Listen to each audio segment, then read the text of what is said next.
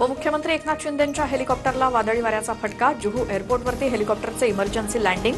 शिंदे मुरबाडला एका लग्नासाठी जात होते.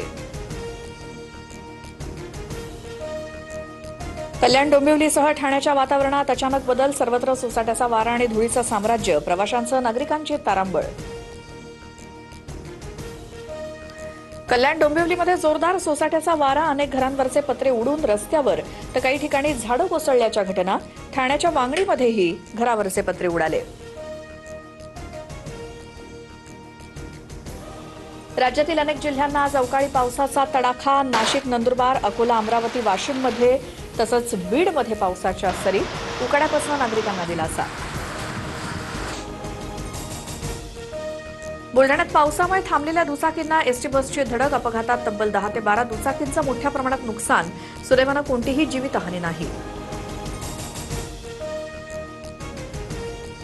मुंबईच्या पायधुणीमधील चौघांच्या मृत्यूचा 11 दिवसांनंतर छडा. उंदीर मारण्याच्या औषधामुळे मृत्यू झाल्याचं उघड. मृतांच्या शरीरात झिंक फॉस्फाईडचे अंश आढळले. 2029ला देखील सुनेत्रा पवार बारामतीतून निवडणूक लढवतील. सुनेत्रा पवारांनी मुख्यमंत्री व्हावं अशी बारामतीकरांची इच्छा. जय पवारांचं वक्तव्य. राज्यसभेवर मला पाठवा असा आग्रह नाही. पक्ष जो निर्णय घेईल तो मान्य असेल. सुनेत्रा पवारांच्या राज्यसभेच्या रिक्त जागेवरनं छगन भुजबळांची प्रतिक्रिया.